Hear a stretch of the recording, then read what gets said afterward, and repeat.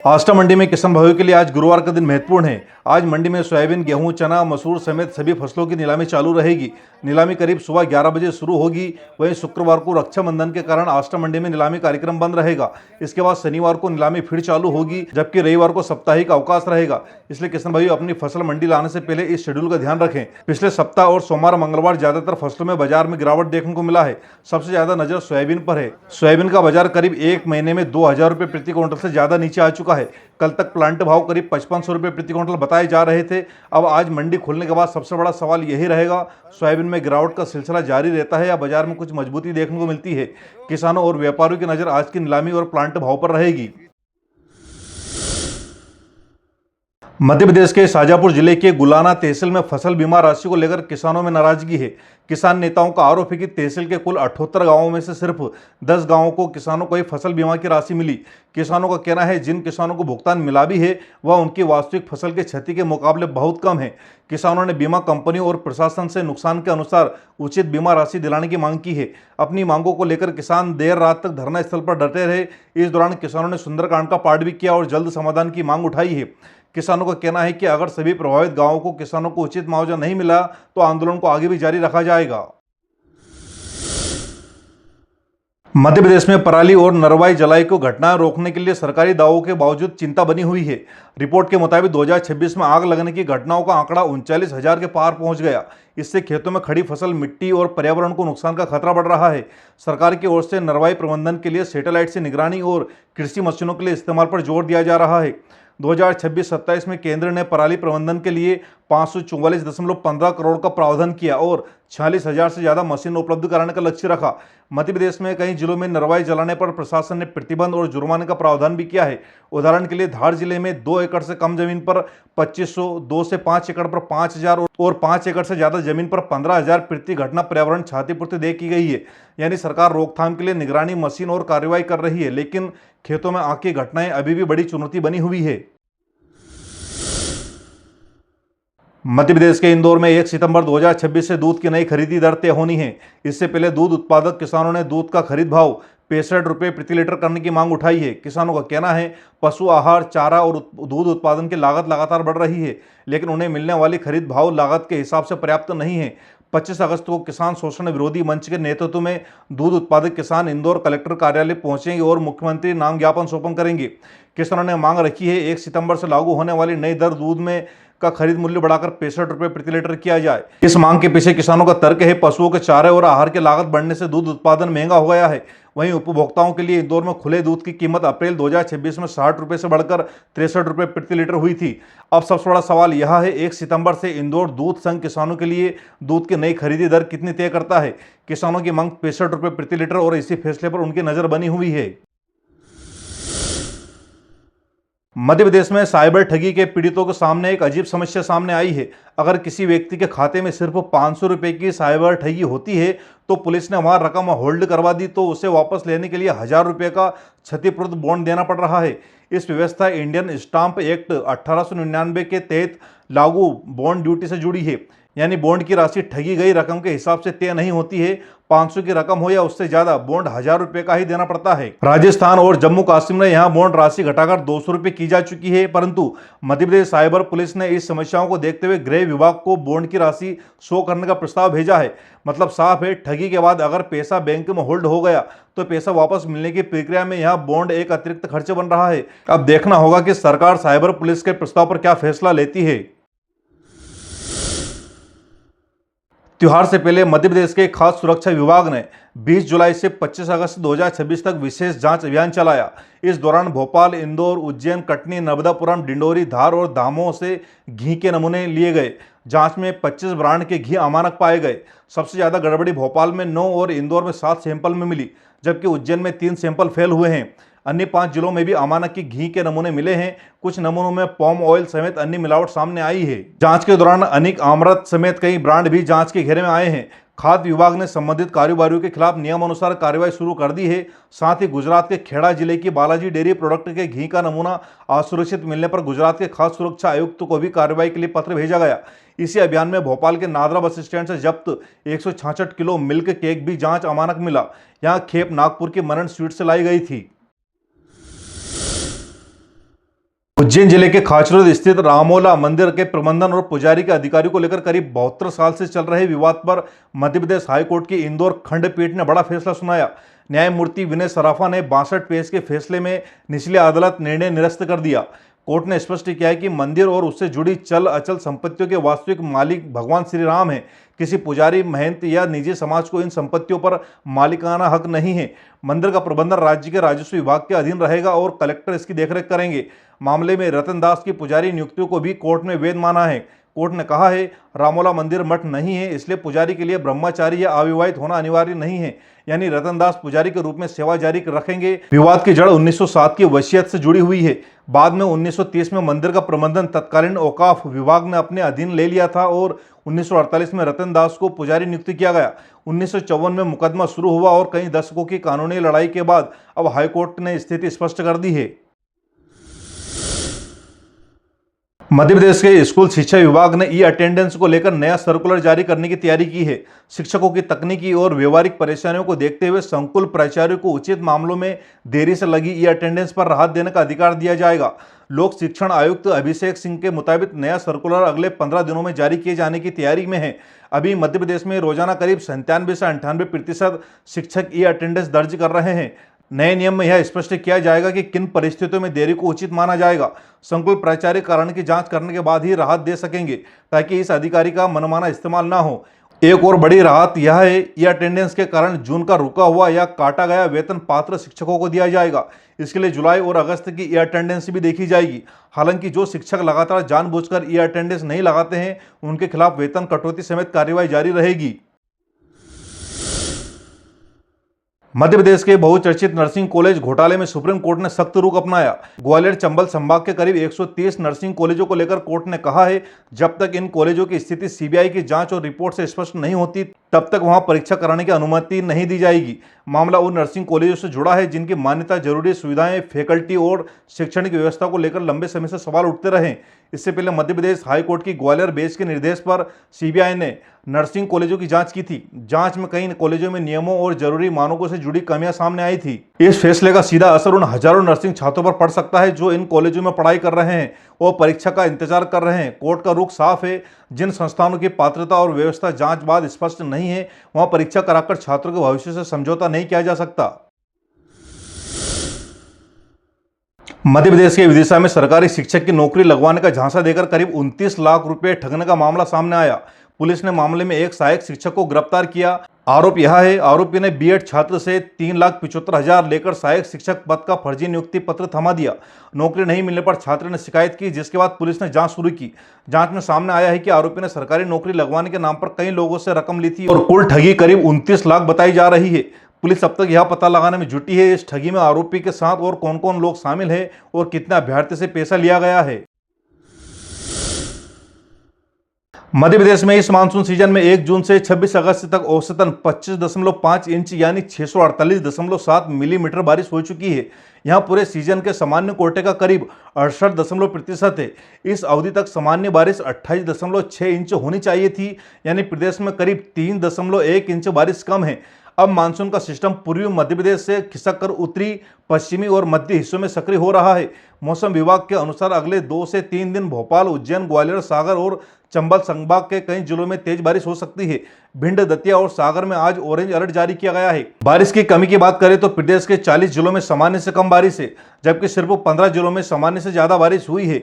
आने वाले दिनों की बारिश में इस कमी को कुछ हद तक पूरा होने की उम्मीद है। चुनाव से जुड़े काम के 1,80,00,000 रुपए के बिल का भुगतान कराने के बदले 15% कमीशन मांगने का मामला सामने आया है। रिपोर्ट के मुताबिक कमीशन की मांग करीब 27 लाख बैठती है। इस पूरे मामले में एक कथित बिचौलिए की भूमिका भी सामने आई है, जिसने केस देने के बदले बिल का पेमेंट कराने की बात कही। खास बात यह है, कथित रिश्वत मांगने की बातचीत कैमरे में रिकॉर्ड होने का दावा किया गया। मामला सामने आने के बाद संबंधित अधिकारियों और बिचौलियों की भूमिका पर सवाल उठ रहे हैं। हालांकि आरोपों की अंतिम पुष्टि जांच और आधिकारिक कार्रवाई के बाद ही होगी। यह मामला इसलिए गंभीर है क्योंकि चुनाव प्रक्रिया में सरकारी भुगतान और अधिकारियों की पारदर्शिता सीधे तौर पर जुड़ी हुई होती है। अब देखना होगा कि 1,80,00,000 के बिल और 15% कमीशन के आरोपों की जांच में कौन कौन लोग सामने आते हैं और क्या कार्रवाई होती है। मध्य प्रदेश में रक्षाबंधन से पहले शक्कर की बढ़ती कीमतों का मुद्दा गरमाया हुआ है। 24 अगस्त को रायसेन दौरे पर पहुंचे केंद्रीय कृषि मंत्री श्री शिवराज सिंह चौहान से पत्रकारों ने शक्कर महंगी होने को लेकर सवाल किया। रायसेन कलेक्टर से में दिशा समिति की बैठक के बाद शिवराज से पूछा गया तो उन्होंने कहा सब इंतजाम हो रहा है, चिंता मत करो। सरकारी आंकड़ों के मुताबिक 25 अगस्त को देश में शक्कर की औसत खुदरा कीमत 63.5 रुपये प्रति किलो थी, जबकि एक महीने यहाँ 48.73 प्रति किलो थी, यानी करीब 29% की बढ़ोतरी हुई है। इसी बीच में खबर राजनीतिक चर्चा का दूसरा पहलू भी सामने आया। पूर्व मुख्यमंत्री दिग्विजय सिंह के विधायक बेटे जयवर्धन सिंह को लेकर मंत्री पद की चर्चा और आशीर्वाद का मामला सुर्खियों में है। वहीं कांवड़ यात्रा के दौरान शिवराज सिंह चौहान के बेटे कार्तिकेय सिंह चौहान से जुड़ी एक गलती भी चर्चा में है। मध्य प्रदेश के 413 नगरीय निकायों में सीवेज व्यवस्था को लेकर गंभीर स्थिति सामने आई। राज्य सरकार की रिपोर्ट के अनुसार 352 नगरीय निकायों में अभी सीवेज ट्रीटमेंट की सुविधा ही नहीं है। इन निकायों के 1315 नालों से रोज करीब 637 एमएलडी सीवेज और सिलेज नदियां और दूसरे जल स्रोतों में पहुंच रहा है। इनमें नर्मदा, शिप्रा और चंबल जैसी प्रमुख नदियां भी शामिल है। वहीं जिन 61 नगरीय निकायों में सीवर व्यवस्था मौजूद है, वहां भी 12,67,626 घर सीवर लाइन से जुड़े नहीं हैं। इन शहरों में रोज 2075.46 एमएलडी सीवेज निकलता है, लेकिन उपचार केवल 1117.49 एमएलडी का हो रहा, यानी कुल 1542 एमएलडी सीवेज ट्रीटमेंट का गैप सामने आया। एनजीटी के प्रिंसिपल बेंच ने इसी गंभीर स्थिति माना और सरकार को समयबद्ध तरीके से व्यवस्था सुधारने के निर्देश दिए हैं। 61 निकायों में 100% सीवर कनेक्शन और 352 निकायों के लिए सीवेज प्रतिबंध की समयबद्ध योजना बनाने को कहा। मामले की अगली सुनवाई 24 फरवरी 2027 को होगी। मध्य प्रदेश के सागा ग्रुप निवेश घोटाले की जांच में बड़ा खुलासा हुआ है। पुलिस मुख्यालय की सीआईडी जांच के मुताबिक प्रदेश के करीब 2,10,000 निवेशकों से सागा ग्रुप ने लगभग 890 करोड़ रुपए जमा कराए थे। तय अवधि में निवेशकों को करीब 2,067 करोड़ रुपए लौटाए जाने थे, लेकिन भुगतान बंद होने के बाद करीब 492 करोड़ रुपए निवेशकों के फंसे हुए हैं। जांच के मुताबिक सागा ग्रुप ने 2009 में 3 गुना तक रिटर्न का लालच देकर निवेशकों का कारोबार शुरू किया था। मध्य प्रदेश, अशोकनगर, टीकमगढ़, दामोह, विदिशा में 11 एफआईआर दर्ज हुई है। सीआईडी के जांच सौंपे जाने के बाद पता चला कि मुख्य आरोपी समीर अग्रवाल ने अलग अलग नामों से करीब 10 कंपनियां बनाई थी। समीर अग्रवाल के खिलाफ मध्य प्रदेश के अलावा दिल्ली, उत्तर प्रदेश, उत्तराखंड, झारखंड, पश्चिम बंगाल और असम समेत कई राज्यों में मामला दर्ज है। जांच एजेंसियों के मुताबिक वहां देश छोड़कर जा चुका है। अब मध्य प्रदेश पुलिस उसके खिलाफ लुकआउट सर्कुलर और रेड कॉर्नर नोटिस की प्रक्रिया शुरू करने की तैयारी में है। ईडी भी मामले में कार्रवाई कर चुकी है और 13 से 16 अगस्त के बीच भोपाल और मुंबई में छापेमारी, संपत्ति और अन्य सामान का जब्त किए गए हैं। मध्य प्रदेश का हाईकोर्ट की ग्वालियर खंडपीठ ने सरकारी नौकरी में 2 बच्चों के सीमा से जुड़े नियम पर महत्वपूर्ण सवाल उठाया। कोर्ट ने सरकार से पूछा है, अगर किसी व्यक्ति की सरकारी नौकरी लगने के बाद तीसरा बच्चा पैदा होता है तो क्या उसके लिए भी वही नियम लागू होगा जो नौकरी में नियुक्ति के समय 2 से ज्यादा बच्चों पर लागू होता है। दरअसल मध्य प्रदेश में 2001 से 2 से अधिक जीवित संतान वाले उम्मीदवारों को सरकारी नौकरी में अयोग्य मानने के प्रावधान रहा है। इसके अलावा सरकारी कर्मचारी को 2 से अधिक बच्चों होने के आचरण नियमों का तहत कदावर माना जाता है। हालांकि जून 2026 में मुख्यमंत्री डॉक्टर मोहन यादव ने 2 बच्चों की सीमा से जुड़ा प्रस्तावित नियम वापस लेने के निर्देश दिए थे और नया संशोधित प्रारूप तैयार करने को कहा था। अब हाईकोर्ट का सवाल इस बात पर है, नौकरी मिलने के बाद तीसरी संतान होने की स्थिति में कर्मचारी के अधिकार और सेवा नियम होंगे। इस मामले में सरकार के जवाब के बाद स्थिति स्पष्ट हो पाएगी। मध्य प्रदेश के सीहोर जिले के बड़वेली गांव के किसान सतीश मेवाड़ा के साथ 18 जून 2026 को बड़ा हादसा हुआ। खेत में काम करते समय वह ऊपर से गुजर रही झूलती 11 केवी बिजली लाइन के चपेट में आ गया। हादसे में उनके हाथ गंभीर रूप से झुलस गया और बाद में हाथ गंवाना पड़ा। इलाज में अब तक करीब 20 लाख रुपए खर्च होने की बात सामने आई है। इस मामले को लेकर सीहोर के 25 गांवों से 500 से ज्यादा किसान भोपाल पहुंचे। किसानों ने ऊर्जा मंत्री के आवास पर प्रदर्शन करते हुए सतीश मेवाड़ा के लिए 25 लाख रुपए मुआवजा और नौकरी की मांग रखी। किसानों का आरोप है, खेतों के ऊपर से गुजर रही बिजली लाइन की हालत को लेकर पहले भी शिकायतें की गई थी, लेकिन समय पर सुधार नहीं हुआ। किसानों का कहना है, यह सिर्फ एक किसानों का मामला नहीं है, बल्कि खेतों के ऊपर झूलती बिजली लाइनों से दूर किसानों की सुरक्षा का भी सवाल है। अब किसान मुआवजे, नौकरी और बिजली लाइन की व्यवस्था सुधारने की मांग कर रहे हैं। मध्य प्रदेश के मुख्यमंत्री डॉक्टर मोहन यादव ने सितंबर में मंत्रियों के साथ 2 दिवसीय चिंतन शिविर आयोजित करने की तैयारी कर रहे हैं। इसमें सरकार के करीब 2.5 साल के कामकाज की समीक्षा की जाएगी और अगले 2.5 साल के लिए सरकार की प्राथमिकता की तय की जाएगी। बैठक में मंत्रियों से उनके विभागों की योजनाओं की प्रगति, बजट के इस्तेमाल, लंबित परियोजनाओं और जनता से जुड़े कामों की जानकारी ली जाएगी। इसके साथ ही अगले चरण के लिए कार्य योजना भी तैयारी की जाएगी।